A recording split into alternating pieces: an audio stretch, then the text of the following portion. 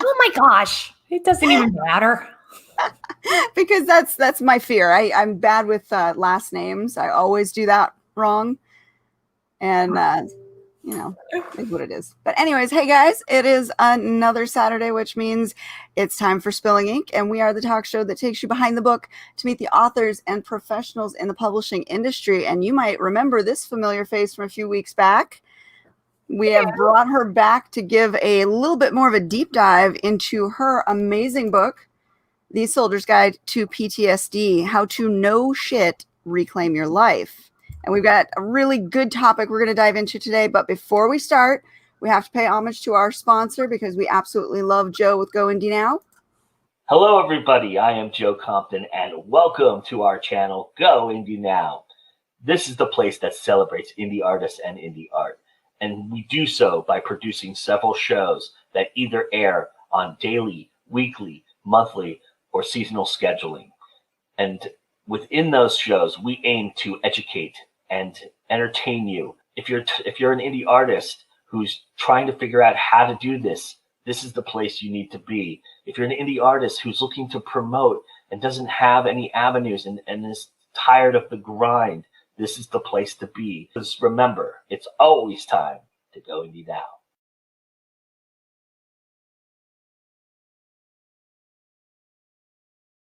I love that. I That's do my too. favorite line. His catchphrase is the best. Hey, Joe, we love you. I know you're watching today.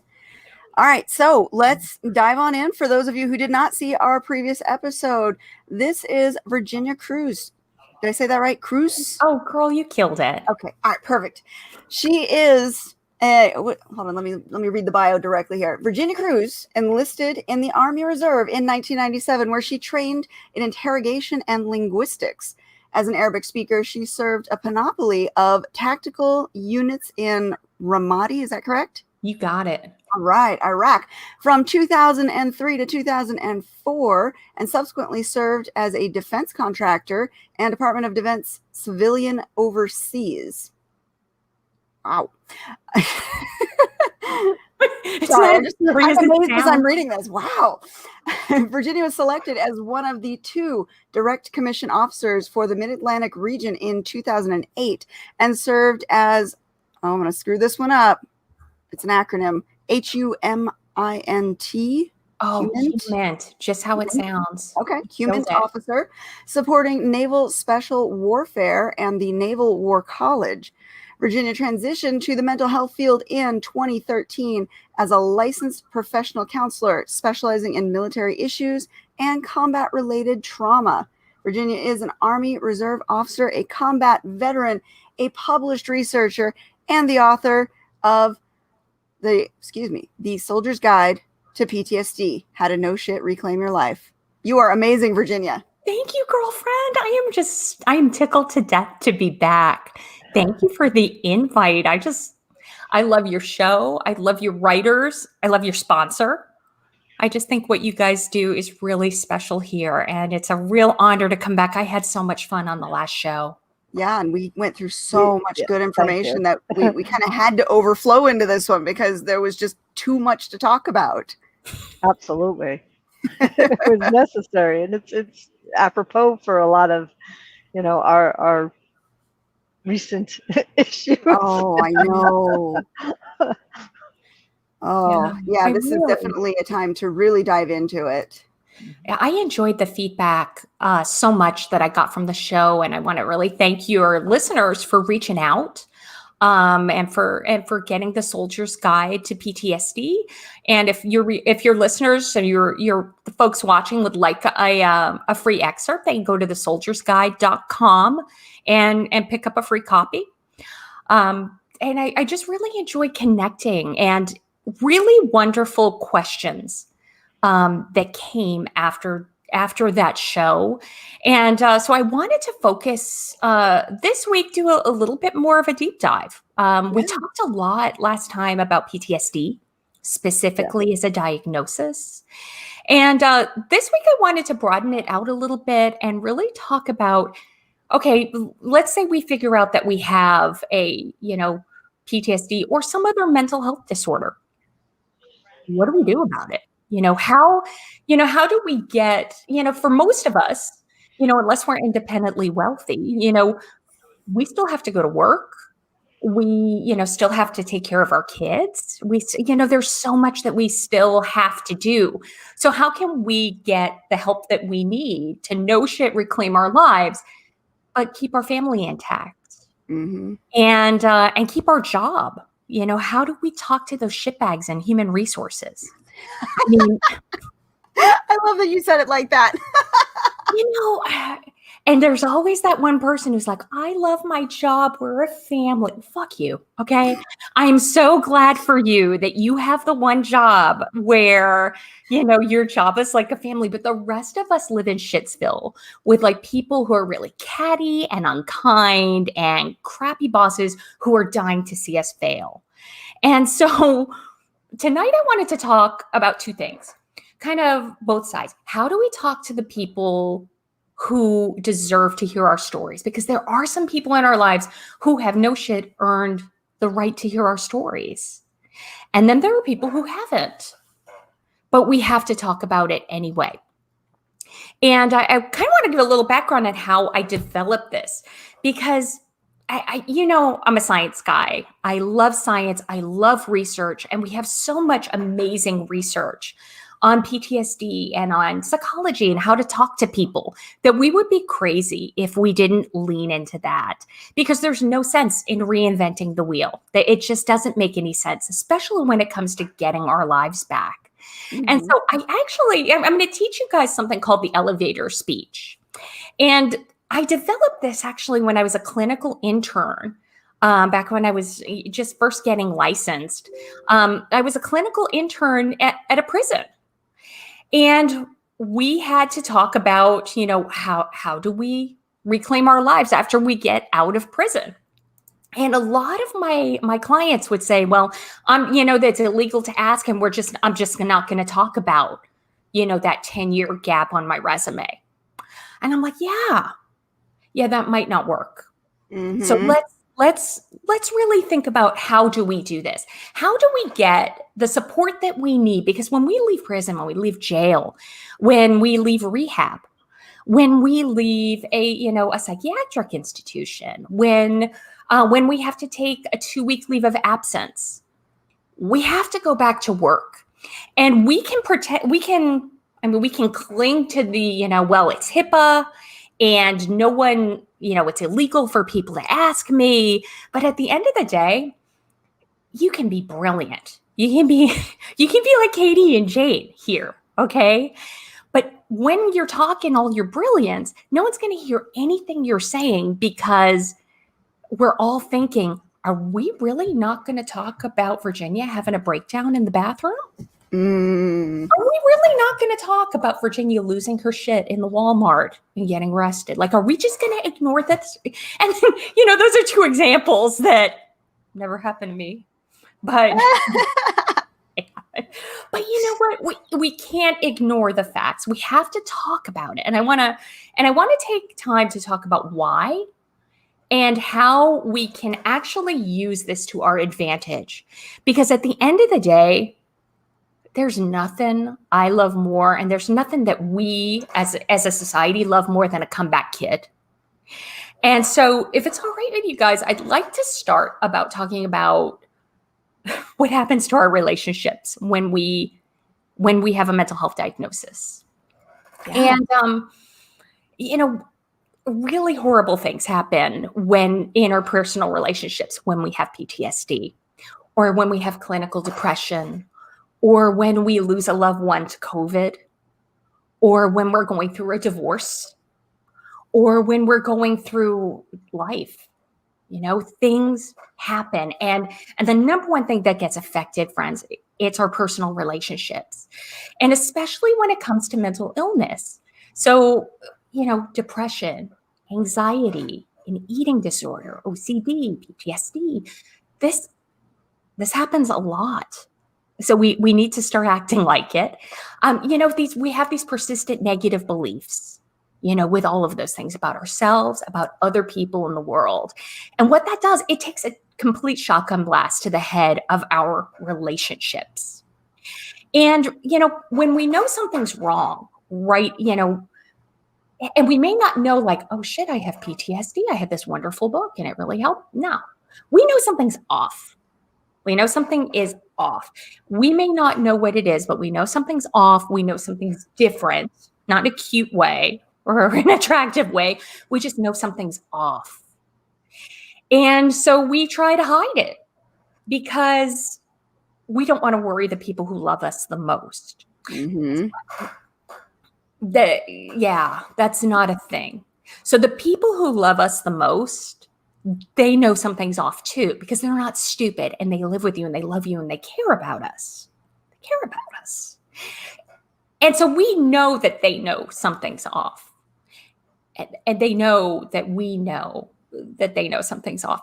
And so this really weird kind of shame spiral will happen. And what really happens is our PTSD or our depression or our anxiety or whatever it is that we're really dealing with, it becomes this metaphorical elephant in the room. So, it becomes this thing that we all know is there. That we're really struggling, but that we choose not to talk about because we're avoiding it. Because if we avoid it, then everything is going to be okay. And we doesn't exist. Girl, denial is not just a river in Egypt, right? Right. And here's the thing, it can start out with really good intentions.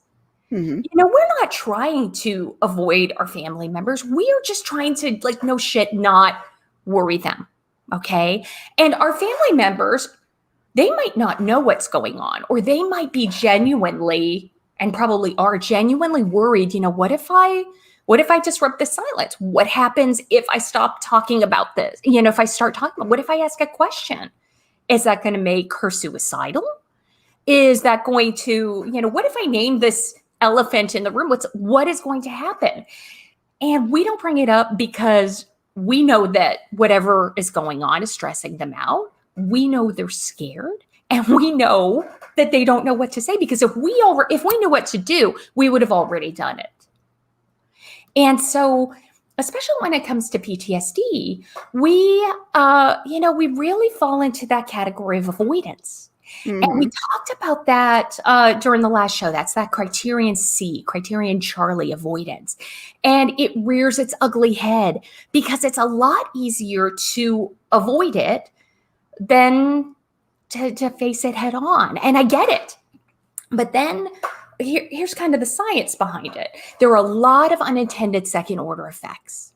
So we might jump into a shame spiral, start isolating ourselves from the people who love us the most, pardon me, and really can support us the most. Mm-hmm. And that social support is really important.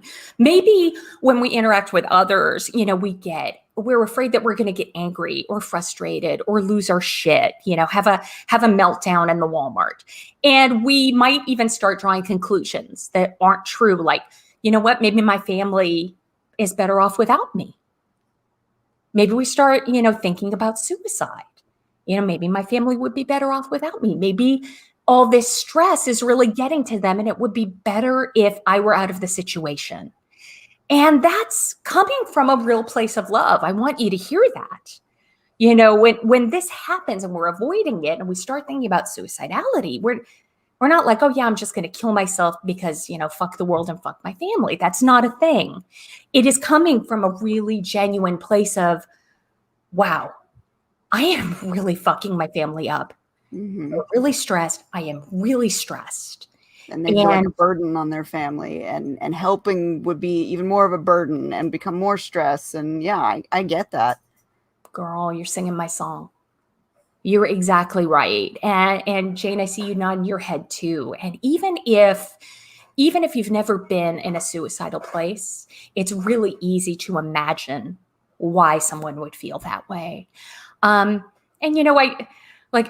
told you, I developed this method while working in prison, and, coming out of prison has a stigma, but guess what? So does mental illness. So does even dealing with depression or even postpartum depression, things that a lot of people are experiencing. We don't talk about it.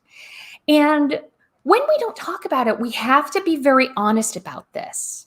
And this one's going to hurt, team. So here's your trigger warning, because this one, we got to talk about it though, because if we can't talk about it here, where can we? So we have to remember that our brain has two jobs. Number one is to keep us alive. So last week, when we were talking about all the symptoms, we were talking about how logical PTSD is and how it is our brain's way of keeping us alive. The second thing our brain does is it makes meaning, whether we have all the information or not. I say again, whether we have all the information or not. So this is what I need you to hear. And it's going to sting a little bit, but in the absence of an explanation from us, our loved ones are going to reach conclusions all on their own. They're going to reach conclusions, and it's probably going to be dead wrong. Oh yeah, and worst it's case probably, scenario. girl, it's going to become another bigger, uglier, smellier, more awkward elephant in the room that we all choose not to discuss. And simple things. For example, maybe we've decided, you know what, my drinking is too much. I really need to get sober. So we stop going to the bar. And then our friends don't see us anymore. And then they think, well, maybe Virginia's mad at me for something. Or maybe we're not having sex with our spouse because I'm going through depression, and that is a libido killer. Mm-hmm. And then we're not talking about it to our spouse, and they make the assumption that you're cheating. It's because of the weight I put on. Yep. It's because they're mad at me. It's because they don't find me attractive anymore. So in absence of an explanation, our brain is going to come up with something. Maybe we can't go to our kids' school play because we don't want to have a panic attack. We're dealing with some real anxiety. And our child might think that it's because they didn't get a big enough part in the school play. Or it's because I'm a bad boy and mom is just really disappointed in me. And so we have to talk about this. We have to talk about this. We have to talk about it to our family members. We have to talk about it to sometimes our friends, to get that buy-in. We have to talk about it to our workplace. And I want to be really clear. I realize that a lot of us listening to this have probably, we've been through the divorce already. Our kid has already said, I don't want to talk to you ever again. There's a lot of bad shit that goes down when we don't talk about our mental health issues and we can't address it in a real and authentic way. And so I want to be really clear. So when I developed this in prison, you know what I mean? Working in prison, when I started using it with my clients, what we found is that it really started working. And so I created my book, The Soldier's Guide to PTSD, is actually just a bunch of class notes. After I got better and I got licensed, I started working in an inpatient hospital, teaching active duty service members about PTSD and about, their alcohol or addiction, about their depression, their anxiety, their eating disorder, their OCD, you name it. And I really took on a teaching role. And so I've literally taught this method to thousands of service members. That is what I would want you to know. And it works. What we know is that it works.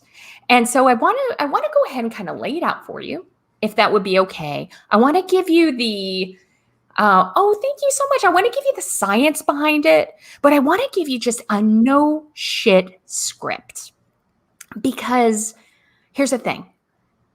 Why would we reinvent the wheel? There's absolutely no need for it. Getting your life back from PTSD or depression or anxiety or, it's hard enough. It's hard enough. There is no reason for you to reinvent the wheel. So let's dive in. We're going to talk about something called the elevator speech. So the elevator speech, this is from, I borrowed this from the business world. This is the idea that it's, you're in an elevator and you got 30 seconds with the CEO and you're locked in this confined space. And you got 30 seconds to pitch your brilliant idea. The time it takes to get from the bottom to the top of the penthouse in the elevator. We use that a lot in book sales too. Is it? Yeah. Yeah, we do that In a your lot. elevator speech. Yeah, it's usually the one sentence pitch that tells, basically who your protagonist is, what they want, and what's the worst case scenario if they don't get it. I love that, Katie. See, this is why I love your community. And this is, as I was reviewing this, getting ready, I realized that your fiction writers, like your folks who are, readers and writers and filmmakers and creatives, you're going to be able to see all the patterns in this so much better than I did. If I were more of a creative, I probably would have come up with this a lot sooner. But this is a 30-second pitch, if you will, to our family members, to the people who love us and who we love and who we want to have a relationship with. Okay, so the first thing is, so like it says here, we've got 7 distinct parts. And I'm going to advise you, follow the script because it works. So the first thing we're going to do is we're going to ask permission. So before we roll out our elevator speech to anyone, it is really important that we let our loved ones know that we want to talk to them about something important. And we're going to need 30 seconds of uninterrupted time to do it. 30 seconds. And we're going to ask them, please no interjections, no interruptions, no questions. Just listen to me with an open mind, just 30 seconds. 30 seconds. Now, I want to put this out there. It's really important that we recognize that not everyone we love is going to be on board for that. Those of us in 12-step programs who've ever had to make amends, not everyone's on board for your amends. Not everybody wants to see you get better. Not everybody is ready to listen to you. That's a very valid point. And it's, what? And it's okay. It is okay. It hurts. But it is really important that we remember that a relationship takes 2 people. It is 2 people. And it is important that even in this stage that we are choosing to honor other people's boundaries. We are choosing to honor our loved one and their boundary. Because when we honor somebody's boundary, that is the way, boundaries, it's the way that we show that we love, honor, respect, and value somebody by respecting their boundary. So that's why it's so important to ask for permission right off the bat. So it may sound like, Katie, I'm so glad that we have this time together because there's something really important I want to talk to you about. And if it's okay, I just want to get it all out at once. And I promise it's only going to take about 30 seconds. So would it be okay with you if I got this all out at once, just without any questions? And then here's the key. I need you to wait. I need you to wait for a verbal yes. I need you to wait for a north-south. And that's just incredibly important. It is so important, because here's the thing. When we're sick, let's be real. We don't know our judgment's impaired when our judgment's impaired. That's a really good point. That's exactly what PTSD does to us. That's exactly what anxiety, depression, OCD, it impairs our judgment. It impairs our judgment. So we're going to wait for a verbal yes. And let's say that your loved one is an interrupter. They happen. Yep. Oh, yeah. Because, and if they interrupt, it's okay. Just ask them again, hey, I know that this must feel really anxious. I promise you that I will answer all of your questions when I'm done. Would it be okay if I just have 30 seconds to get this all out at once? If they say no, let's talk about that. It happens and it's okay. Just say, you know what? I love you. I respect your boundaries. And if you change your mind, please know that I would really value talking to you. And then leave it alone. That's going to be hard. And I want to be really clear. In the thousands of folks that I've taught this method and the hundreds of soldiers and service members who've given me feedback, this really is the exception and not the norm. And I realize that our brain is going to tell us, no, that's the norm. That's the norm. But it's not. It's not. Showing someone that we love them, we honor them, value and respect their boundaries, that's really powerful. But if they're not ready, just let them know that when you're ready, I'm here to talk. And they will talk to you when they are ready. Yeah, can I ask a quick question on that? Hit me, Because I can see how the waiting is very hard for people. Would you recommend to your clients to put their feelings in a letter at that point if they feel like they really have to get it out and their person that they want to talk to isn't receptive at that moment? Absolutely Whether they send the letter or not, but just getting it out sometimes is cathartic. As an exercise in catharsis, yes. But sending someone a letter or an email or a text when they've specifically said no. Well, let's be for real. It's hard to know our judgment's impaired when our judgment is impaired. Mm-hmm. And there's That's a really good point. That is such a good point. And that's part of it. And it's like, well, damn it, if you would just listen to how much I love you. And it's like, well, calm the fuck down. They have made a really firm boundary. And by respecting that boundary, you are saying louder than words, I love, honor, and respect you. When we choose to ignore, I'm going to say this real clear. Oh, this is going to be feeling hurt, Katie. This one's going to hurt. When we choose to ignore somebody's reasonable boundary, what we are saying in no uncertain terms is, I do not respect you, and I do not want to have a relationship with you that is on your terms. Yep. I want to have a relationship with you that is on my terms. That makes you an asshole. That is a no-go. That is a no-go. And here's the thing, friends, somebody saying that is a super reasonable boundary.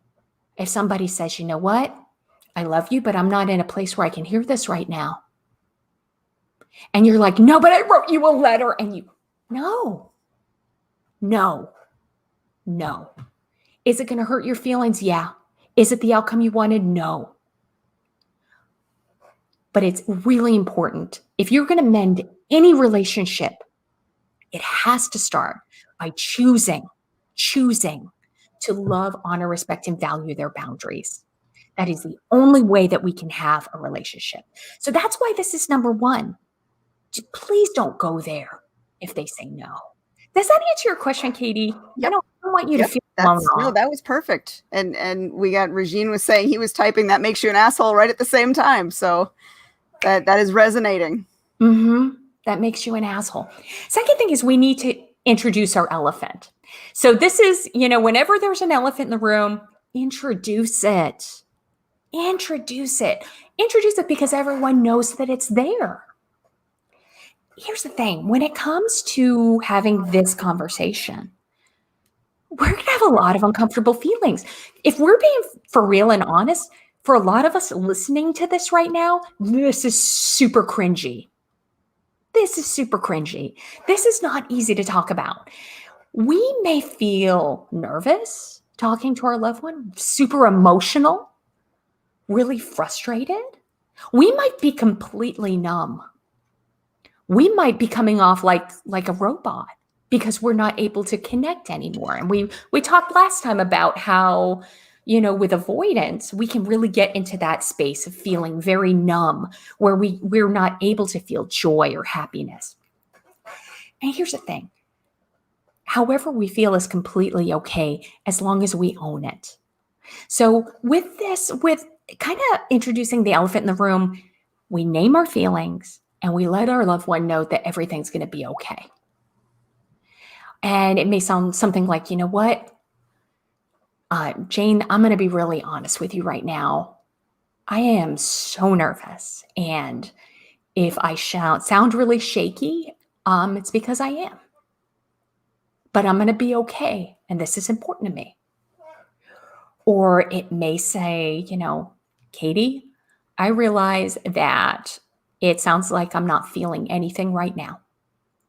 And it's just really hard for me to connect. And I want you to know that I want to. I want to. Okay. What questions do you have about that, if any?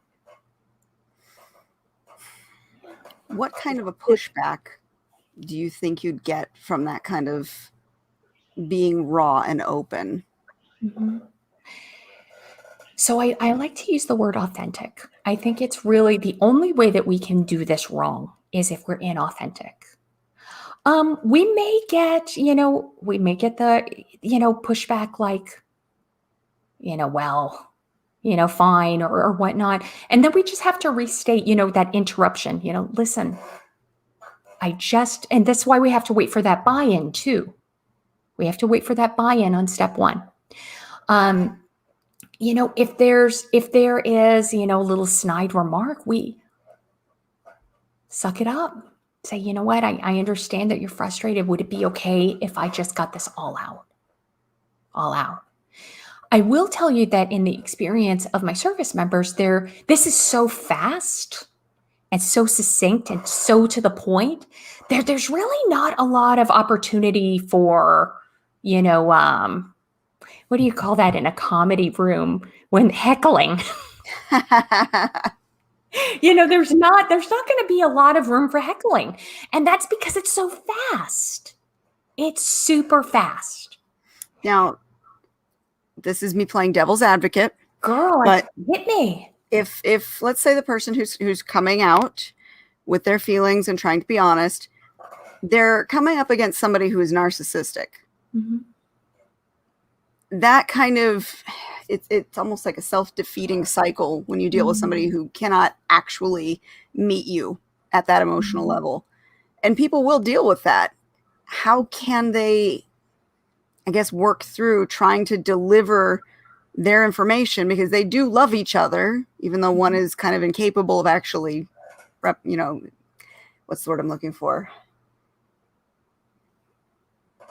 My brain is just not working today. But we can't reciprocate. It's not an even relationship, but they want to be open. They want to be honest. They want to do their part to, highlight the elephant in the room so that they can be in the healing process.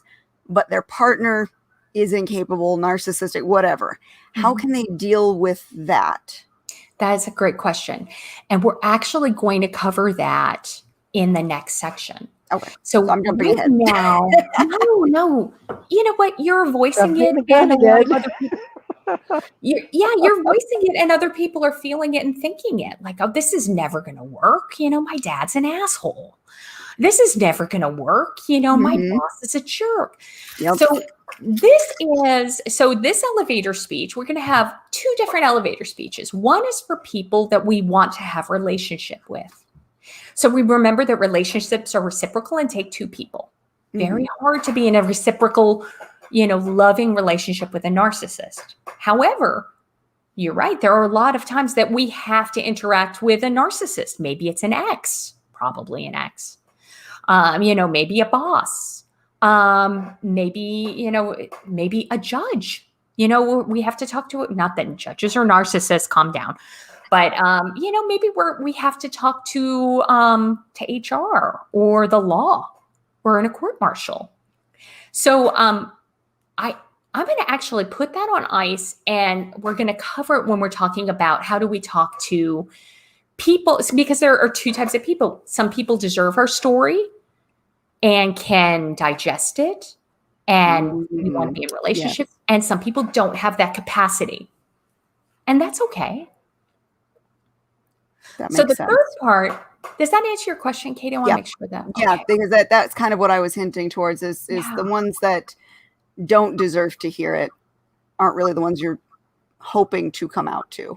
Yeah, I mean, let's talk. They aren't your tribe.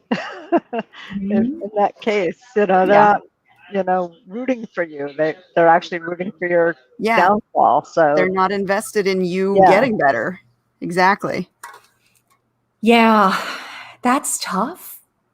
That's tough whether we're dealing with PTSD, sobriety. Not everyone's going to be thrilled you got sober. Oh, now I've got another question too. Dang it. Hit me. So on the other side of the coin, let's say you're talking to a family member who is a very dominant personality and who wants you to get better on their terms. And it's out of love, but it's that personality of, I know exactly what you need, and you're gonna do this and this and this, and it's gonna make you better, even though that might not be the way that things should work for you. Well, and that happens a lot. We've got people who, think they know right. And we're actually, so in point 5, we're going to cover that, where we're going to ask for buy-in and manage those expectations. So this is going to get really, really succinct. Really succinct. And when we put this together and we have it in action, I think it'll be easier to see. But yeah, we're going to have people who are going to be like, all right, great, I got a rehab, I got a bed for you, and I know where you're going. You're like, damn, dude, calm down. Yep. And we have to remember it's coming from a place of love. Some, maybe. Well, yeah. Cringy. We'll see. Everyone is different. And here's the thing. The only way you can go wrong with this is if we're inauthentic.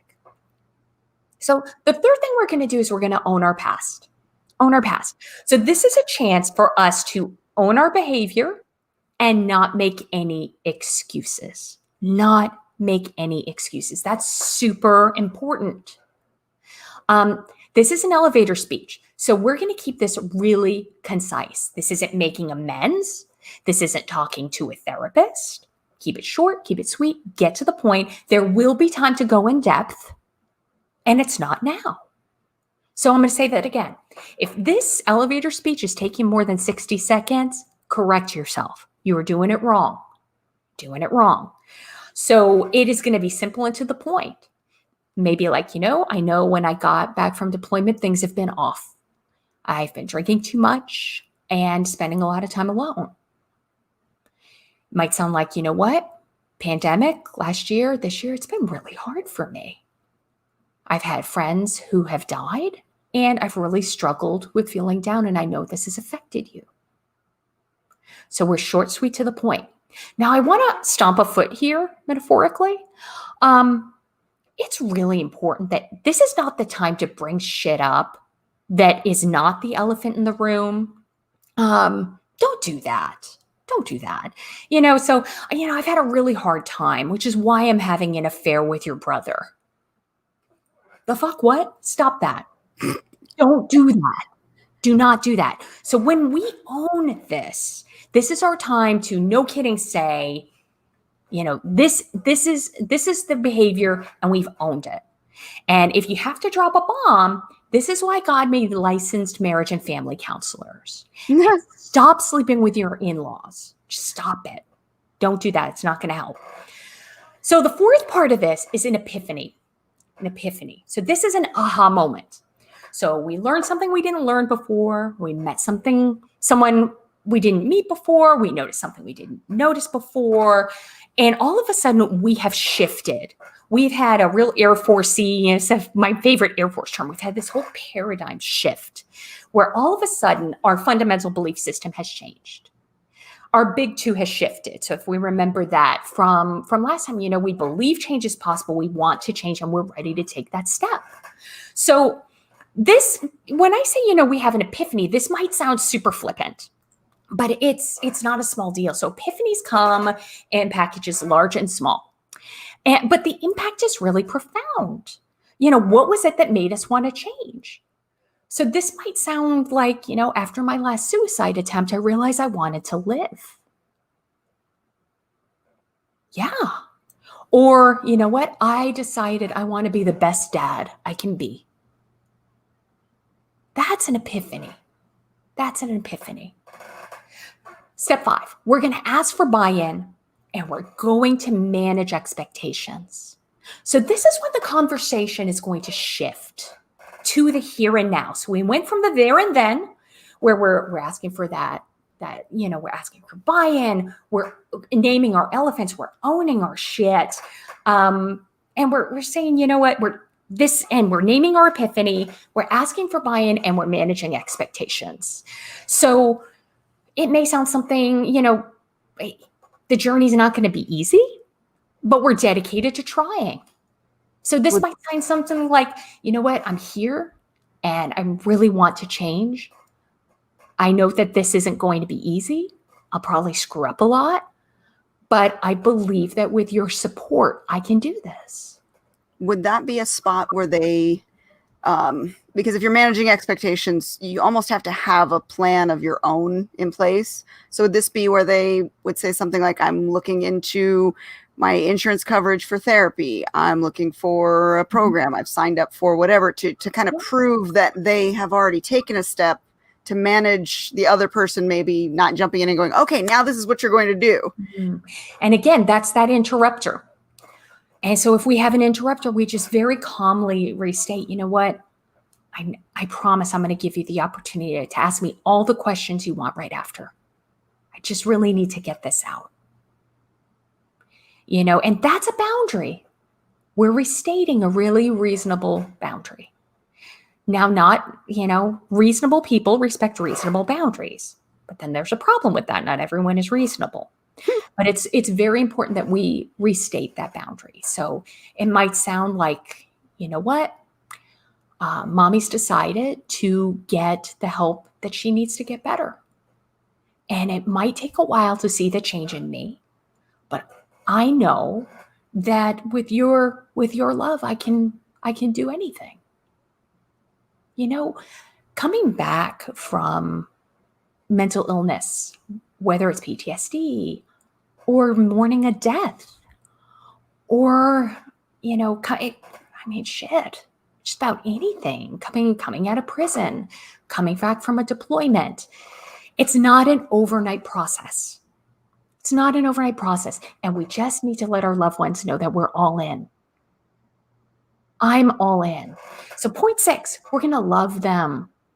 Now, there are some of us who are just like, girl, I don't use those words, those 3 little words. And I'm going to tell you, stop it. Stop it.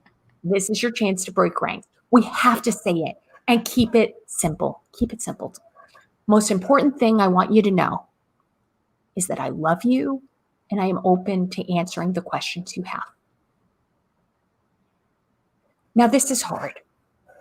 Step 7 is the hardest part, and I want to talk about it. I need you to shut the fuck up. Shut the fuck up. That is so hard. Yep. Let's talk about why it's hard in this model. Every part of us, I'm talking to you parents, grandparents, every part of you is going to want to jump in and save. Every part of you is going to want to jump in and break the silence.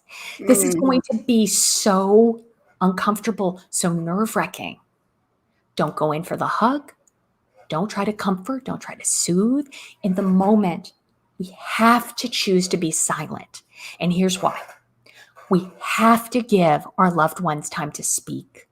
We absolutely need to respect that.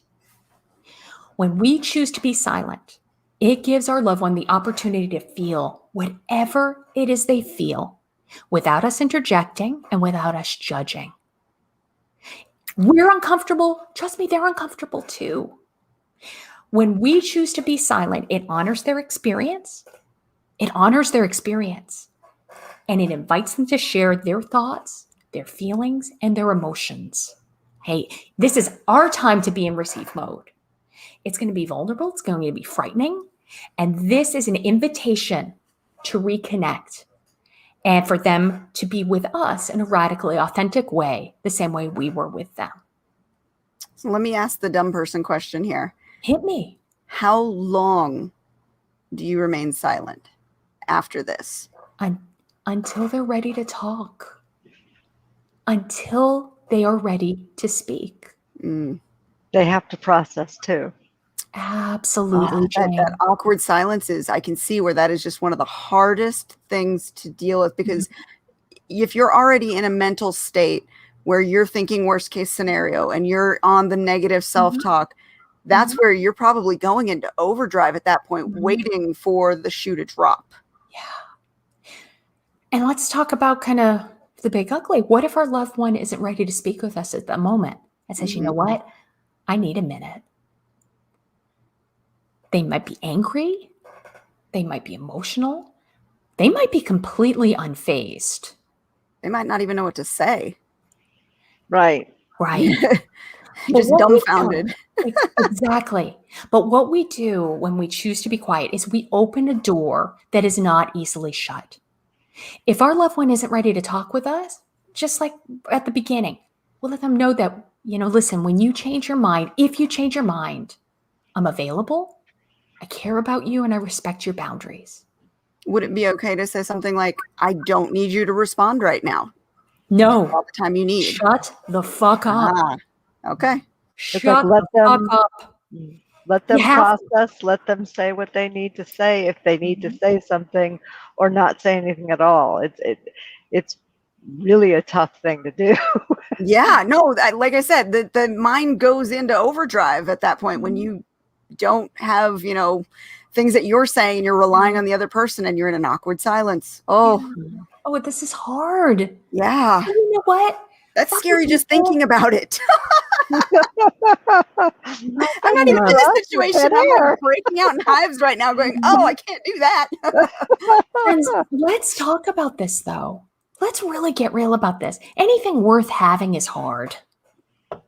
Anything worth having is fucking hard. Absolutely. And these relationships, they are vital to your recovery. So we talk a lot about relapse prevention when it comes to drugs or alcohol, but we have to get real. We can relapse when it comes to depression or anxiety or PTSD. We can go back to a stage where we are just not feeling our best. We need social support. We need to reconnect with people. Yeah. This is a way to unfuck what our mental illness has fucked. We could say, for example, what if they say, you know what, I just need a minute. Just say, I completely understand. Just reaffirm, I respect your boundaries. If you change your mind, please know I'd value talking to you. And when they are ready, they will come. Right. So before we go ahead, Katie. I'm sorry. I didn't mean to cut you off. No. You actually hit on the thing that I was thinking of. So yeah. I love reading your mind like that, girl. All right. So let's have some notes about this before we kind of look at what this looks like. So every elevator speech is as different as our experiences. Okay. Very different, but it's super important that we follow the outline. So I developed this on the backs of works by Robert Rosenthal, Viktor Frankl. These are two greats in psychology. And this strategy has literally helped hundreds of service members connect and reconnect with their loved ones and given them a path to recovery. Let's talk about using notes. There are some of us who are therapists and we talk to people for a living. We're really good at all this talky shit. And there's some of us that aren't. Maybe we're writers and we're just really good at reading shit, and that's okay. Use notes to help. Talking to our loved ones about PTSD, about depression, anxiety, that's nerve-wracking, okay? Use written notes if that helps to steady you. Just be sure that you let them know. So right up in that, elephants in the room, just say, you know what? I just want to tell you I'm really nervous right now. And so to respect your time and to honor you, I just took some notes so that I could follow this. Like Regine says, cue cards here. You know what? Sometimes we need those, but it's not because we need something to read. It's to steady us. Mm-hmm. Just if there's an elephant in the room, introduce it. Introduce it. And there's a part of you probably, and I hear this a lot, you're saying, you know what, Virginia, that's kind of manipulative. Isn't this sort of manipulative? And they're like, oh, girl's an interrogator. I should have seen this one coming. And I'm going to say, listen, you can write me a strongly worded email later. But here's the thing. There's no reason to reinvent the wheel. We have good science. We have good research. And the only way that this is manipulative is if our words are inauthentic. If our words are inauthentic, then you're an asshole. Well, and I don't see how it could be manipulative. You're asking for 30 seconds. Mm-hmm. 30 seconds, girl. And you're just trying to get out what you're trying to get out. And you finish off with silence, mm-hmm. which is let the other person have their piece to say. So it's really, it's not manipulative in the sense that you're trying to get them to do anything. You're just trying to get that 30 seconds of listen. Amen, sister. Let's talk about place and space. So it's really important that we have appropriate time and place to speak to our loved ones. We don't always get that choice. Sometimes we're incarcerated. Sometimes we're in the hospital. Our options are limited, but if we have freedom, let's use that. Let's get a quiet place without interruptions, if possible. If possible. This is an individual conversation. Let's get real about that. Katie, you have 3 kids, right? Mm-hmm. Each one of them has their own little personality. Oh, yeah. And what we know is that everyone is affected very differently by your elevator speech. Your mental illness, their experience is not going to affect 2 people the same way. Right. You might have one child who's incredibly sensitive. You might have one child who's like, okay, can I go play? Happens a lot. Happens a lot. So let's be aware of this. Let's respect our individual family members. This isn't talking to mom and dad. This is talking to mom. This is talking to dad. Different people, different reactions. Last thing, and keep it age appropriate. Let's talk about that when we talk to children. It's going to be a different conversation. I like that you're telling us this isn't just for speaking to the adults that you're affecting, because you're right. The kids they're also affected by what happens, and they are affected more than we give them credit for. Especially if they're smarter than we think. Oh yeah.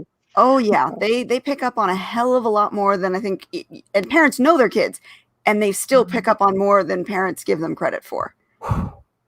Maybe you're lucky enough to have dumb kids, but shit, girl.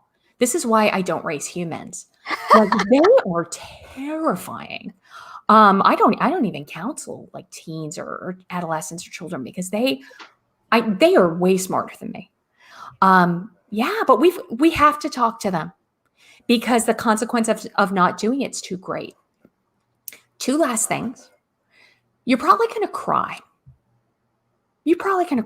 And I'm not talking like a really nice white handkerchief cry. Oh, the big ugly red nose, tears streaming down the face. Oh yeah. It doesn't matter if you're reading off a cue card. It doesn't matter if this is to your neighbor. You're probably going to be in a really emotional place. Be ready for that shit. Have a handkerchief. Have some tissues. Don't get caught off and snot your sleeve. That's just not going to end well, and it's gross. And for all of the millennials out there, a handkerchief is a washable Kleenex that you keep for that reason, because nobody uses handkerchiefs anymore. Yeah, nobody really does. So being smart. My father-in-law does. Yeah, have something on hand. Yeah. I tell you, whenever I have the chance to work with millennials, I'm so fucking amazed. And I think back to myself, like, if I had that self-awareness at that age, I would be queen of fucking Texas, girl. I'm just so impressed. So impressed. Last thing, practice it. I'm really going to encourage us to role play this with someone before you go live. Try it with a therapist if you have availability. Try a trusted friend. Do it in the mirror. Write it out. Do whatever it's going to take. Get pepped up. Get pepped up about this. Okay, so before I give you some examples, what questions do you have about this? Or do you just want to roll with it and see how we do? I think I've hit all the questions I had. What you think, Jane? I'm on board with this, because it's very, very logical to me. Yeah, it is. It's laid out, very well, easy to follow steps. What about your listeners? It gives me an idea, because honestly, I don't have any that I know of any mental issues like depression or anxiety or anything like that. I'm pretty laid back, so it gives me an idea of somebody coming to me, how I need to react as well. So I like that perspective. Yeah. I'm, maybe I write it out. Who knows? Mhm. I lost my brother a couple years ago. In fact, Yeah. August, due to suicide. And I remember how it affected the family, and each person was affected differently. There's a lot of survivor's guilt because everyone wanted to help him. And it was very hard to tell when he needed help and when he didn't need help, because outwardly he was the most just joyful and smiley and happy, and just he had all kinds of just energy, and he was one of those people that you wanted to be around. He was such a great personality. So it was very rough on all of us, and especially my two sisters who are closer to him, who actually lived in the same city with him. There was a lot of that survivor's guilt, wondering if they could have done more. What could they have done to help? Did they do too much? Did they push too hard, Yeah. I'm so sorry for your loss. And you've shared that with me before. And I can't even imagine what it's like to go through that anniversary every year and have that come up. And just please let me know how I can support you, because I want to. Thank you. I haven't just lost a wanna hug her, sibling. so. Say again? I just want to hug her, so. Yeah, I haven't lost a sibling to suicide, and I love my siblings. I have brothers and I love them so fucking much. I don't even know what I'd do. And I'm not going to, sit here and be like, oh, well, I'm so smart and I wrote a book. That's not a thing. I have no idea. I have no idea what that would even be like. And I want to be here to support you in any way. I mean that. Thank you. And I might appreciate fuck that. up. I might fuck up and say the totally wrong thing, but I want you to know that I want to be here. That means a lot. I appreciate that. I value you, and I value this show, and I value your audience. We do have a good audience. We you do. They are here every week supporting us, and we Yeah. absolutely love them for it. Our posse is wonderful. The tribe, and we've said it so Tribe, many yep. times, finding your tribe is just, it's essential. It's Yes. essential to being able to In get anything. through the things that you need to get through. Mhm. Right. And what a cool tool for your tribe to have, to be this is a cool tool to be able to open up to each other and to talk in a way that is just will even deepen those relationships more. I mean, this can be used in so many aspects. I think it's really useful. But Yeah. let me jump into the kind of this first example. Okay. And so this is actually from the book. And if any of your listeners, any of the folks watching have kind of a scenario that they would like to hear role played, I'm super open to that. And I would invite you to put it in the chat. And Katie and Jane, if you'd let me know, that'd be very helpful, because my eyesight isn't fantastic, but I'm really trying. Oh yeah, we'll let you know. We'll let you know. I'm super open to it. So if you're hearing something, listeners, that you would like, what about this situation? That's what we're here for. So let's do it. Okay. So first example. Okay. We're going to start with asking permission. So this is talking to a spouse, honey, I am so glad that we have time alone tonight, because there's something I really want to talk to you about. I promise it's not bad, but it is something that I'm going to need to get out all at once, if that's okay. So if it's all right with you, I just want 30 seconds, get this out all at once without any interruptions. Would that be okay? Listen to what I'm doing. I'm stopping. I'm waiting for an answer. Don't proceed without an answer. Super important. Okay. Introducing elephants, right? I took some time to write some things down on paper because I don't want to forget anything. And it really helps me to feel less nervous, because I'm really shaky right now. Okay.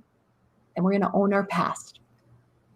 I've had a couple tough years, and I know it's affected us both. I had a bad deployment. I pushed you away, and I have been drinking a lot. We're moving on to the epiphany. Recently things got really dark for me, and I have decided I need to get some help for my drinking. So then we're going to ask for that buy-in. I have some ideas for getting help. I know it's not going to be easy, but I believe that with your support, I can really start getting sober. Love. Okay. I realize that I've put you through a lot. And the most important thing I want you to know is that I love you. I love us. And I plan to do whatever it takes to make this work.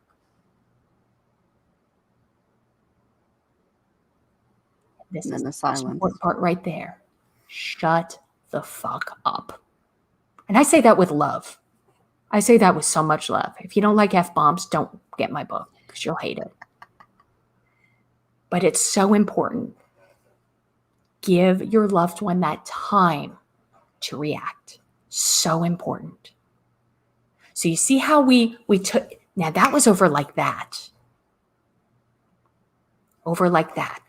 So I'm going to go through another one, something a little more age appropriate because talking with kids is important. But I'm not going to stop and give you sort of those, this is what step we're on. I want you to look at that list and go through it. Okay.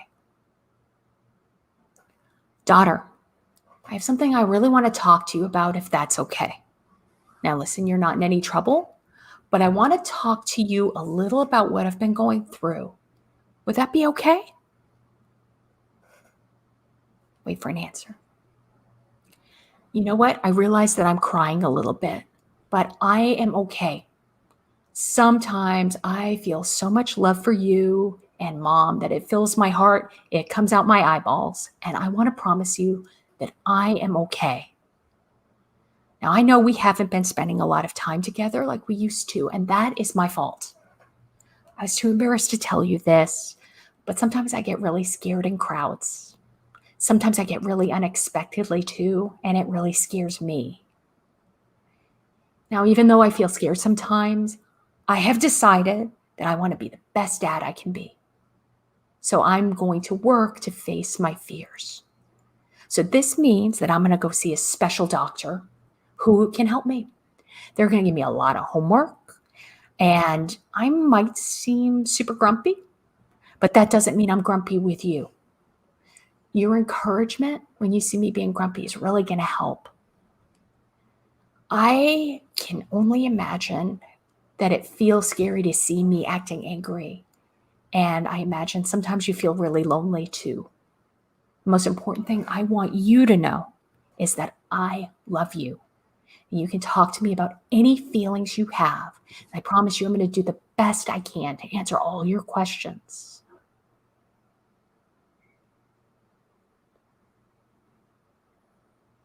It sounds so easy when you have it all laid out. Yeah. I mean, there's emotion behind it, obviously, and saying it's going to be the hardest thing. It is. And there's going to be snot. There's going to be tears. And that's okay. It's okay. I promise you there's no way to fuck this up. I promise you, unless you are like a sociopath or a psychopath and you are just playing the feelings, there's really no way to fuck this up. Keep it short, keep it sweet, keep it to the point. Get through your 7 steps and give your loved one the opportunity. Okay? Last one. Okay? Dad, I am so glad we have a chance to talk, even if it's just on the phone. So I know you've been worried about me, and I will not lie to you. I've been worried about me too. So I want to tell you a little bit of what I've been going through, and it's going to take me about 30 seconds to get it all out. And I promise you that after that, I will answer any questions you have. Would that be okay with you? Wait. You know what? It is super hard for me right now to connect with my feelings. So it might sound to you that I'm numb or I don't feel anything. And I promise you I do feel, and that I'm okay. I have had a really hard time getting back to, just getting my life together since my buddy's suicide last year. And I stopped calling you weekly like I used to because I didn't want you to worry about me. And I realize now that that probably made you worry a lot more. I have been talking to my battle buddies, and I've decided that I want to get help. Be looking to get professional help. And I'll be honest with you, I could use your weekly check-in again. I realize that I'm the one who stopped calling you, and I'm really sorry I did that. I miss talking to you every week. I can't imagine what it was like for you to not hear from me. I'm really sorry. I want you to know that I love you, and I'm really thankful that you're my dad. Okay. These conversations are hard. Let's get real. But let me tell you what's harder. What's harder is not having support. What's harder is not having support. Getting help for PTSD, depression, anxiety, OCD, schizophrenia, bipolar disorder. These are not drive-through breakthroughs, friends. This is not Burger King counseling. This is not my way right away. We can't go through this alone. Well, we can. Don't. It is so important to have people who support us and love us. We can use this elevator speech to talk to the person we divorced a decade ago, the child who doesn't want to talk to us anymore. You've got nothing to lose, friend, by going for it. You got nothing to lose, but you have everything to gain. And this is so incredibly important. Before we move on to PTSD and work, I'm wondering if any of your listeners have any scenarios that they kind of want to hear. We'll give them a couple minutes and see if they want to post Sure. anything. And if anybody is not comfortable posting them live. Oh, yeah. I'm an asshole. Sorry. No. That is leaving the options out there. They can always send their information through to spillinginkshow@gmail.com, and we can forward it to you. Cool. If you'd like to see those. Okay.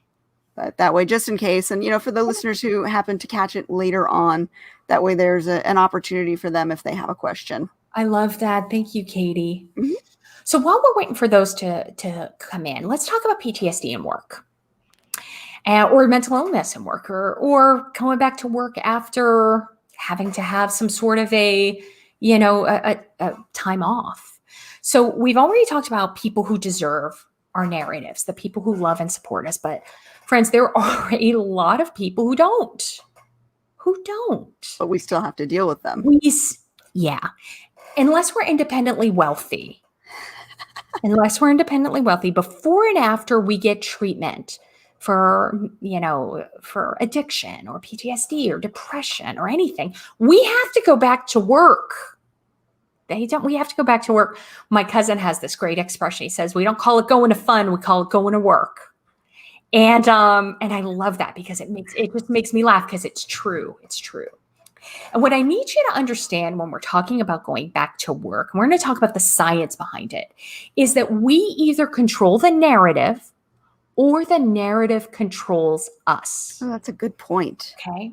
That is a really good point. Yeah. Once more for the folks in the back, we control the narrative or the narrative controls us. We introduce the elephant or it's going to trample us. It is going to trample us. So getting ahead of it is more important to keeping it from being something that squishes us. And let's talk about fair. Because it's not fair. It's not fair, and it's none of their business. And we go back to work, and we shouldn't have to talk about it to our HR. I hear you. And you know what? Grow the fuck up. Life is not fair.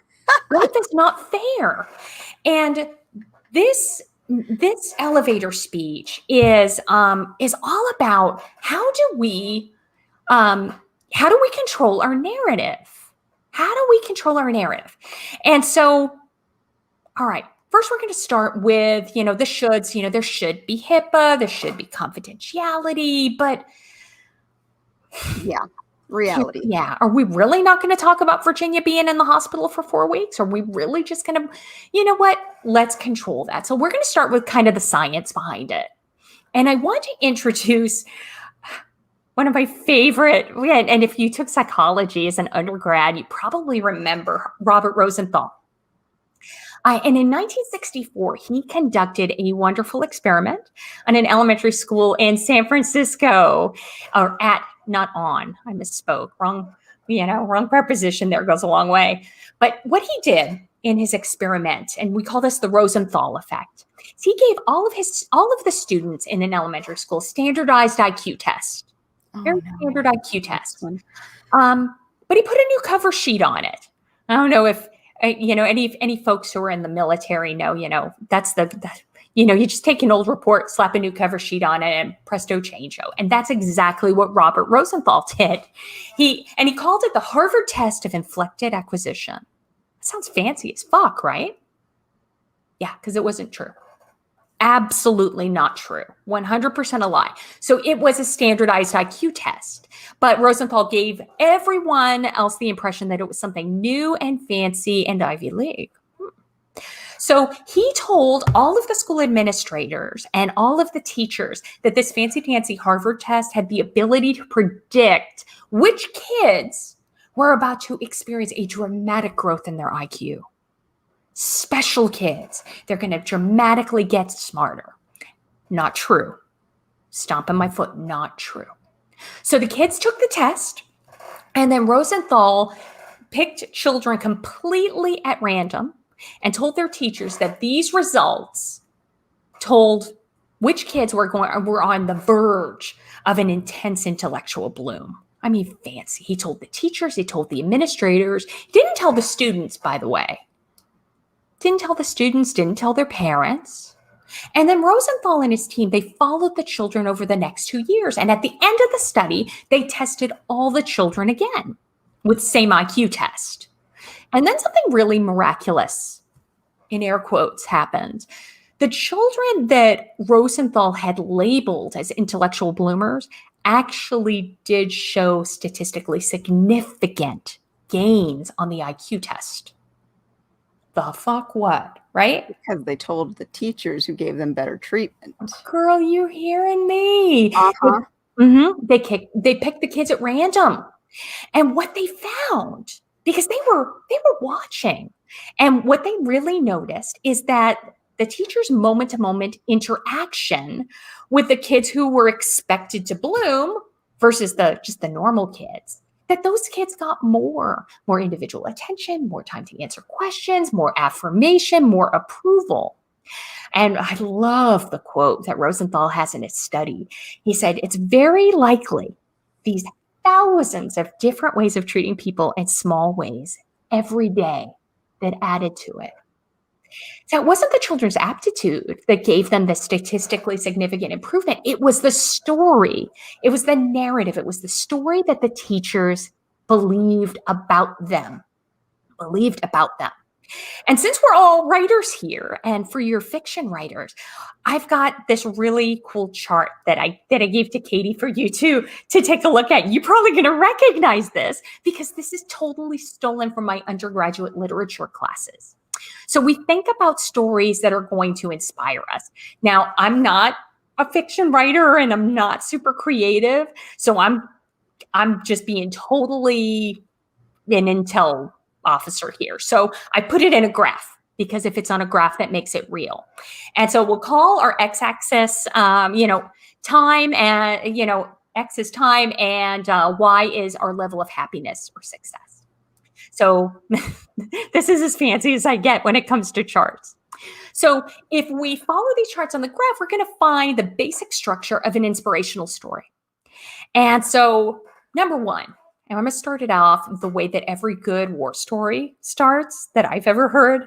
So no shit, there I was, doing my own thing, and I failed. 2, I did what I could do to get better, and it really looked like it was working. 3, but I failed again. and I tried, but things just got worse and worse. 4. Finally, I hit rock bottom. Everything was shit. But at rock bottom, something miraculous happened. I had an epiphany. I learned something I didn't know before. I met someone I didn't meet before. I did something I've never done before, and I learned and I improved. Number 5, because life is life. There's lots of ups and downs. But in general, my life kept going up, and I felt happily ever after. Now, I'm going to have to ask you two writers. I think in the American lexicon, this is called like a Horatio Alger story, isn't it? This kind of rags to riches. Yeah, that does look like the rags to riches graph, because it usually starts with some kind of a success that they have immediately taken away from them, and they have to dig deep in order to get that success back. Yes. Mm-hmm. So novelists, like both of you know this, every Chicken Soup for the Soul book lives for this. I mean, we learn and we feel inspired. This is part of kind of our American character. This part of our psychology is we love it when people have a comeback, whether it's Oprah or Rocky Balboa. Everyone loves a comeback. Everyone loves a movie where there's a comeback. And if you think of any story that inspires you, it probably follows a similar pattern. So here's the thing. We would be, as folks who are going to talk to people who don't necessarily want to talk to us, and we'll go back into our narcissist, like I promised I would circle back on, we would be foolish not to tap into this element of the human psyche. Because hun, if you're not cheating, you're just not trying. You're just not trying. So we are going to go into the psychology of it.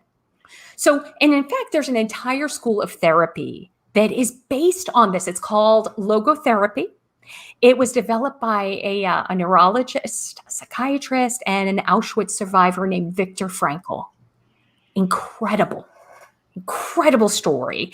And very much recommend you reading his work. So Frankl knew that personal experiences are transformed into personal stories. We give them meaning, and it helps to shape our identity. So he understood that there's a lot of shit in our lives that we don't get to choose. I'm pretty sure that's his quote. I'm joking. So we don't choose our family. We don't choose where we grow up. We don't choose to be traumatized. Children have very, very little autonomy. As adults, we don't get a choice. Frankl didn't choose to get imprisoned in a concentration camp. It's not a thing. But Frankl knew, and this is a quote that I love from him, that man's capable of resisting and braving even the worst conditions. And by doing that, we can detach ourselves and look at things from a more objective third-person point of view. It was later developed into something called narrative therapy. And the folks who developed that, Michael White and David Epstein, they were really looking at how does the narrative, what is it that we tell ourselves about ourselves that matters? And from that, we can kind of pull this lesson. If we survive it, we get to define it. And I want to say that again.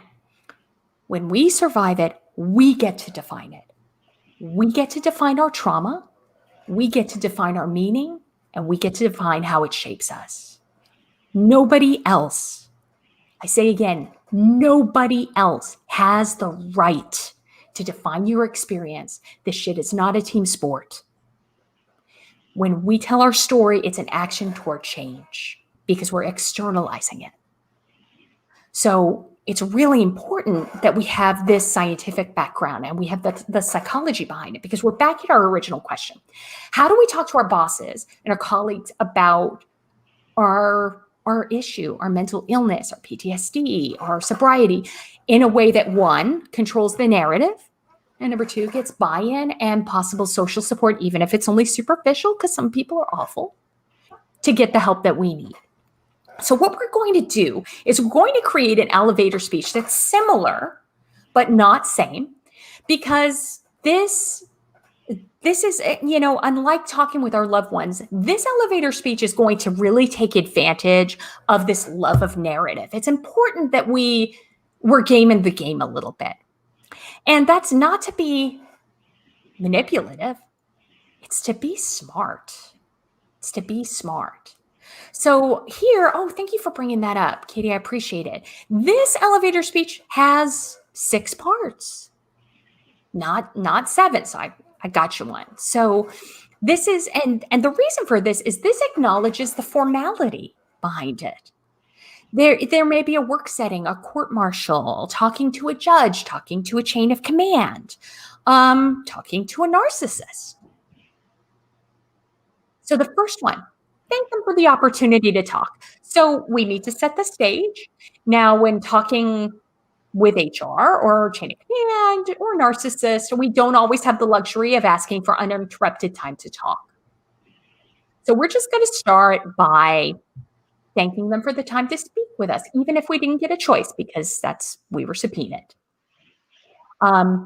So it's possible, it'd be great if we're proactively able to ask for that. It shows courage. It shows how serious we are about our own treatment, and it helps to control the narrative. We're also going to introduce our elephant. So we remember that we are controlling the narrative. When there's an elephant in the room, we have to introduce it. Again, feeling nervous, emotional, numb, totally okay. Using a note card, totally okay, just introduce it. So it might sign, you know what, Your Honor, in order to respect your time, I took some notes to help me stay on point. Or it's nerve-wracking to talk to you about my PTSD because of the stigma. So I'm really thankful for your patience. So it's going to have a little more sugar in it because we need to own the situation. So number 3, own our past. Own our past. So still an opportunity for us to own our own behavior and not make any excuses. Focus on work terms, whatever that you're dealing with, be concise. And again, no new revelations. We do not have to share the details of our trauma with people who don't deserve that. I want to be very clear. Just the facts. Just the facts. And if they ask, they're assholes. And we will get to that. So if we work, this is going to sound shitty. Here we go. If the reason why we're going through this is because of military experience and we work in a civilian setting, just go there. Just go there. I know that that's super uncomfortable and feels schmarmy, but here's the deal. Most people out in the civilian world believe that military service is honorable. There are a lot of people who don't, or at least, but maybe they'll act like they do. It's a really good time to pull out your military card. So it might sound like, something like when I first got back from deployment, I thought I was okay, but I started having drinking problems and I was drinking to cope. It didn't end well, and I started acting out and I got a DUI. Now notice this. In a few short phases, you go through phases 1 through 4 of the inspirational narrative model. Okay, so then at point 4, we hit rock bottom, but we have an epiphany. Remember, you're not cheating, you're not trying. We're linking back to the narrative model. So our aha moment, okay? And what was it that brought us to this point? It can sound something like, when the military police picked me up, I realized my life spiraled out of control and I needed to get help. Oh, did we lose Jane? Poor thing. Uh-oh. I hope her internet is spotty out there sometimes, so hopefully she'll be back. Maine. Okay, and then 5, and this is where the rubber meets the road. We're going to ask for buy-in. We're going to manage expectations. This is why we're here. We need support from our bosses and our colleagues so we can get the help that we need.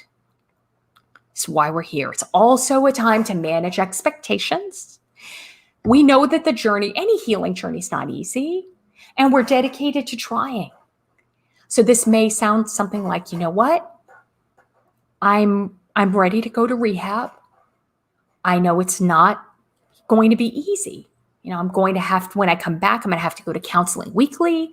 I'm going to have to take time off from work. And I believe that your continued support is really going to help me. Now that's, we use the word continued there. Even if they never gave a rat's ass about you, we're smart to use some sugar. Let's be smart. Let's be smart. It's also controlling the narrative too. You're putting the idea that they're already helping you and they're going to continue that. It's Oh, yeah. yeah. Oh, yeah. That's subliminal work there. Girl, if you're not cheating, you're not trying. A little sugar goes a long way. It's super important. We have all these psychological tools. We have to use them. We have to use them. Thank them and show dedication. It's a little different than love you and shut the fuck up. Okay. So even if our bosses and our colleagues treat us like absolute dog shit, we have to serve that up in a sir sandwich. We have to thank them. So when it comes to showing dedication, we get to be dedicated to whatever we want to be dedicated to. You know, want to thank you, sir, for the opportunity to let me talk today. I want you to know I'm dedicated to our team and our mission. We can be dedicated to finishing a med board, to being the best, finishing a drug treatment program, to taking good care of our family. We get to be dedicated to whatever we are dedicated to. Does that make sense? Now, when you're talking to, let's say, managers or employers, I'm assuming there's an implied sense of needing extra time off. Often. And I know that falls under FMLA. Yeah, FMLA. Yeah. So they can't deny you that. But they can make your life shit, can't they? Yes. And that's why we have to control the narrative. Yeah, it would be so easy to say, you know what, it's none of their business. It's HIPAA. I'm only going to talk to HR. But let's get real. We have to control this narrative. If our bosses are going to put us on an improvement plan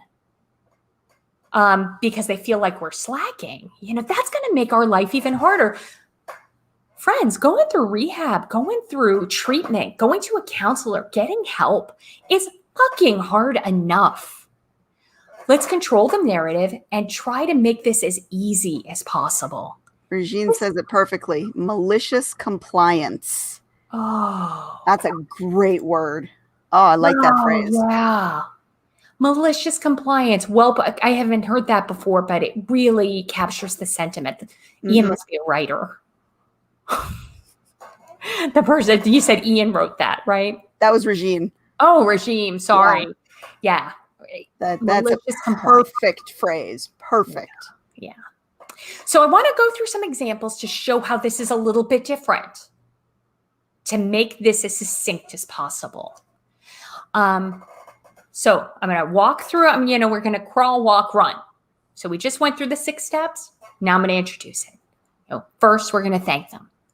Sir, thank you for giving me the opportunity to speak on my own behalf today in court. 2, introduce our elephants, okay? Of course, I feel nervous, but I made some notes to help me stay on point in respect to the court's time. 3, own it, okay? After my last deployment, I made a lot of bad choices. I started drinking too much, I had problems at home, and I got into a fight. 4, epiphany. After I got arrested, my friend talked to me about PTSD, and I started to see a counselor. My PTSD is no excuse for what I did. But now I really understand why things went so bad so fast. 5, ask for buy-in. My hope, Your Honor, is that I can continue to get help for my PTSD and my alcohol use. I wish I could go back and change everything. Thank them, show dedication, okay? Sir, I thank you for your time. I thank you for allowing me to speak. I want you to know that I'm dedicated to my sobriety, to our mission, to my fellow soldiers, and I deeply respect your decision. Whatever that is, thank you. That's that. That is that. Point. Yeah, the owning it and the thanking them, I think, does a lot. Whenever I was talking with folks who were going up for parole when I worked in prison, I would always say, an apology has 3 steps. A good apology. Own it, make no excuses, and ensure that it will never happen again. And then, of course, the implied is shut the fuck up. Shut the fuck up. And we would practice it and we would role play. And, because that's all a judge wants to hear. That's all anybody wants to hear is, you know what? I fucked up. I own it. I really hurt people. And if I'm given the opportunity to go on parole, I will show up to my parole hearings. I will show up for my PO. I will make sure this never happens again. And gosh, if I had a nickel for every time someone would be like, but I wouldn't have done it if. And I'm like, no. But it's so important that we stay within, stay within this structure, because the structure works. The structure works. Whether you're going before the parole board, whether you're going before the HR or the CEO, the structure works. It would have saved my marriage had my husband actually followed through with any apologies. That was actually something we would argue about all the time. Why do you always need an apology? I said, an apology, it tells that you recognize what you did wrong and that you mean not to do it again. Mm-hmm. That's so important in our relationships. Yeah. And it works on that level, and it works all the way up to higher levels. It does. Regine did post a question earlier. Sorry, I almost missed that one. Oh, I'm so glad. How do you deal with people that you want to connect with that just want to deflect or ignore the problem? So you're recognizing the elephant in the room, and they're maybe not wanting to recognize it because they would just like to pretend things are good. Okay. So this happens a lot in sobriety. Let's talk about that for a minute, because what a great question, by the way. Thank you so much for taking the time to put that in. So in sobriety, this happens a lot. Not everyone is going to celebrate our owning our mistakes and wanting to change. So I'm imagining that this goes back to the first set of the first. Yeah. Okay. This was during our pause. It came through. I just missed the comment. Oh, okay. I appreciate that. What we have to kind of sit back and realize is we have to remember the big two. And this goes back to our last episode. Not everybody believes change is possible or wants to change. And there's a lot of stuff that is very, very much out of our control. So, in kind of 12-step language, we say, if I didn't create it, if I can't control it, if I can't cure it, those 3 C's of addiction, then I have to let it go. There's nothing I can do about it. Also, from 12-step programs, we talk a lot about, the serenity prayer. And there are a lot of different versions of that I love. But my favorite version is, God, grant me, or higher power, universe, grant me the serenity, the peace, to accept the things I cannot change, the courage to change the things I can, and the wisdom to know that that's me. I say again, the wisdom to know that the only thing I can change is me. When other people deflect or take our very well-meaning elevator speech and distort it, it's really frustrating, but there also is not shit we can do about it. It says a lot more about them than it does about us. And there's really nothing we can do to control that. We can't cure it. We didn't create it. So that's a warning sign for you that they are not the tribe member. They're not somebody that you can... I hate to say it's not somebody you want in your life, because a lot of times it's family that ends up being like that. But they're not somebody that you can be around during your healing process, maybe. It's possible. It's possible that you're reflecting to them something that they feel themselves. We see this a lot in the sobriety, in sobriety and in addiction studies, because there's something called codependence. There are a lot of people who can be very invested in our illness. And even if that's PTSD or depression, there can be folks who identify themselves through our illness. And that's hard. And we have to remember that when we choose to get help, or we choose to get sober, or we choose to get counseling, we are changing the terms of the relationship. They didn't sign up for that. We're making that change. And they didn't necessarily sign up for that.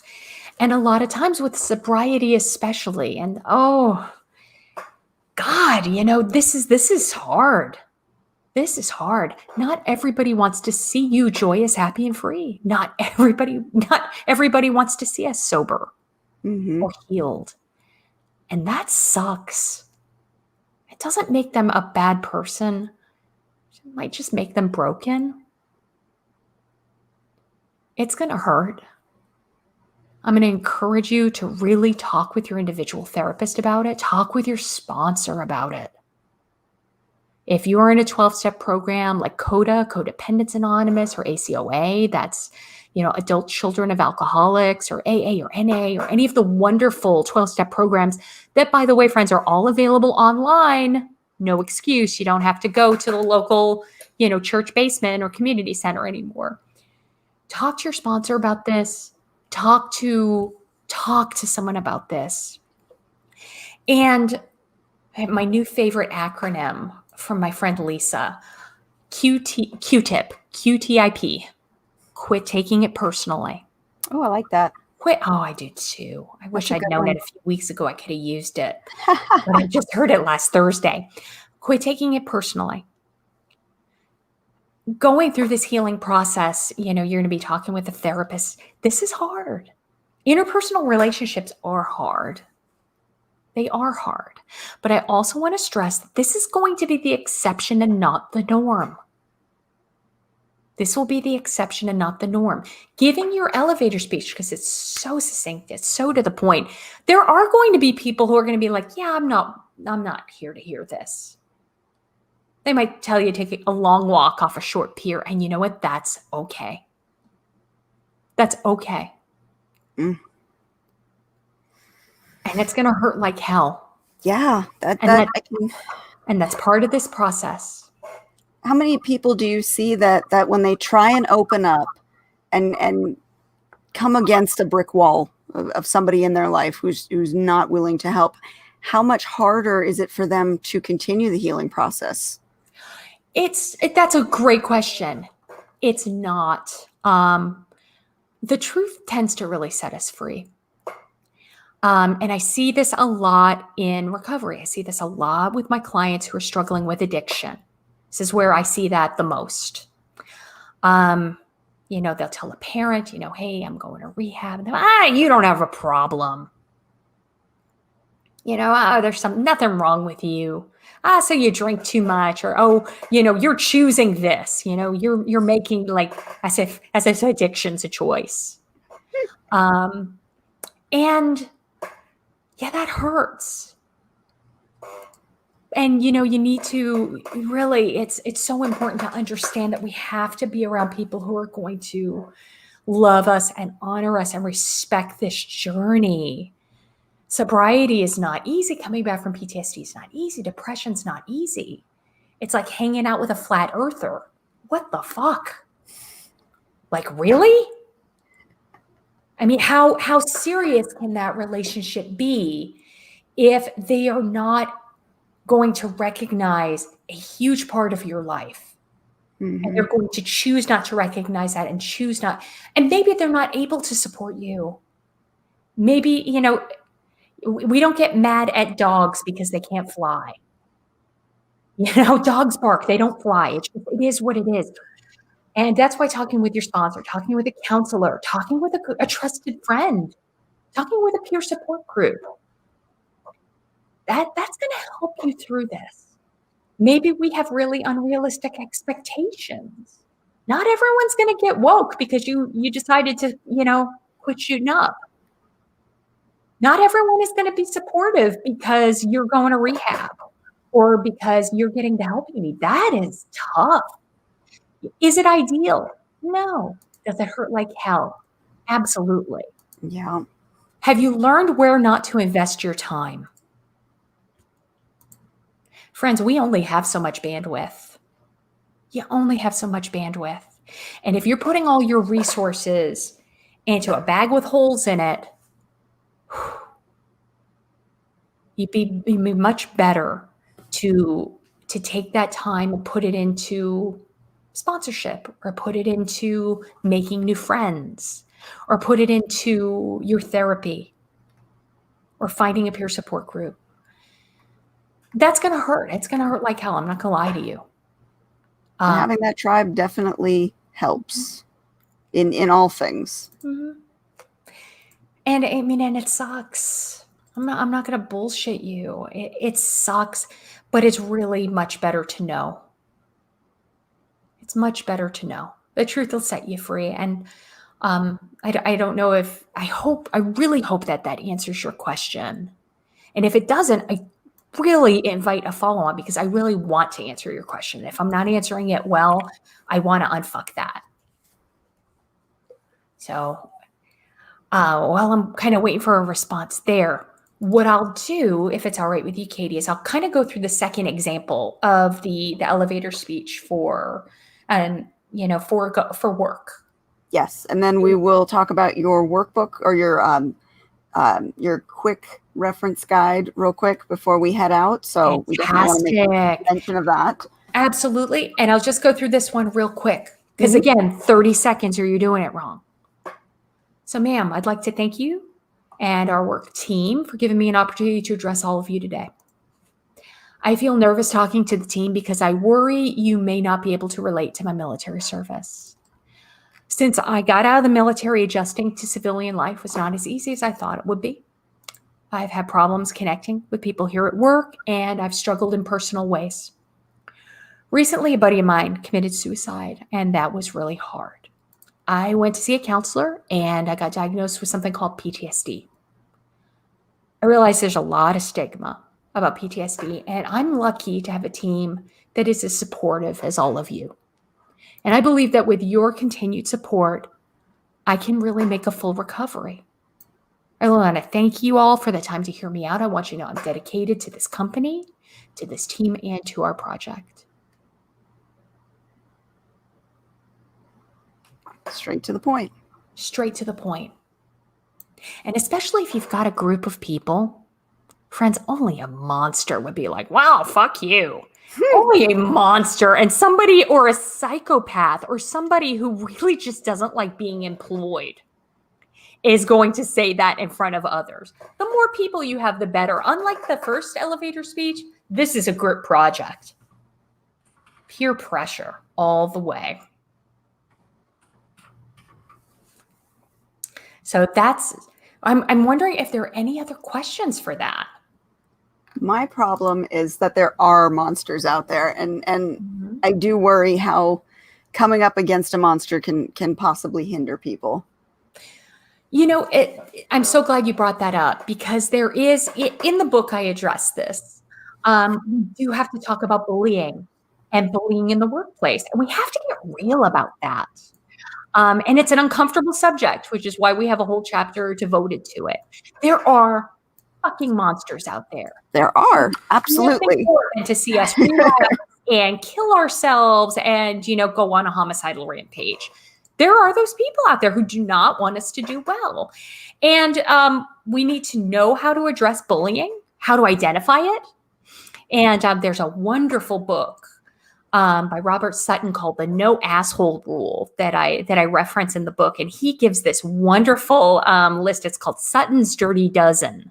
SUTTON, and it's totally worth a Google search. And read the book. It's fantastic. But we talk about how to identify bullying, and what do we do when there's a bullying situation? And there's a lot of research out there on this, and we'd be crazy not to use it. So get into the research. There's a wonderful book called The Bully at Work. You have that as a link in your book. Yes, I remember that one. Yeah. I don't remember the author off the top, but just so important. I just happen to have the book here, so let me see. Girl, this is why you make $1.2 million a year. Someday. Only 1,000. Sutton's Dirty Dozen you have listed in here. The Yeah, Bully at really Work cool. you have listed here, and the Asshole Survival Guide too.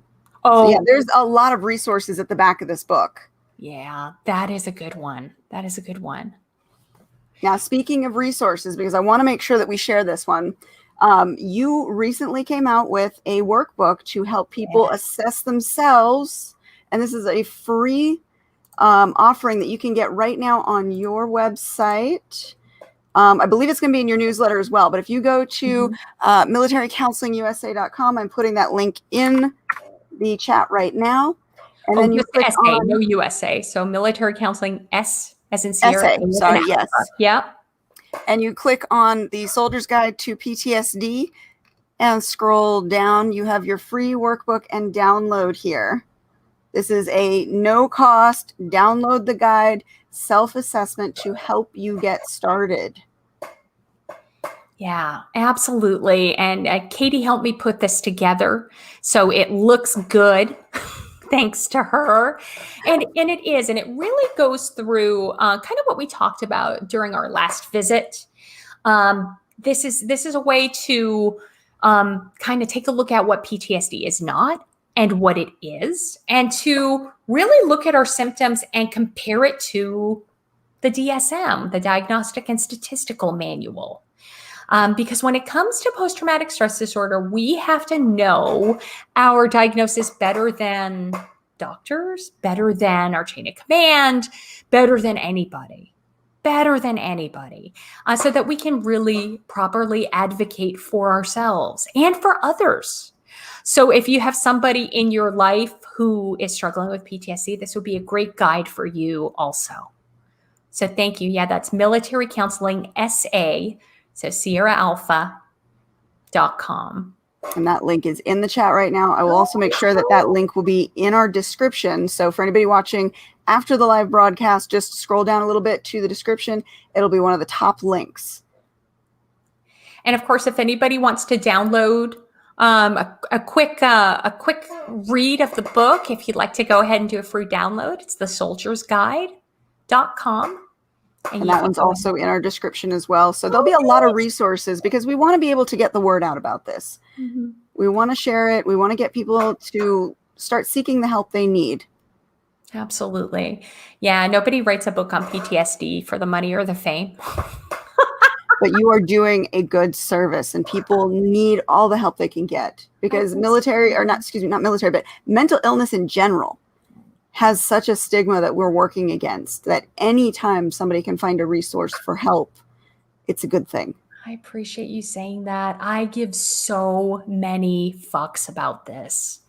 I care so much.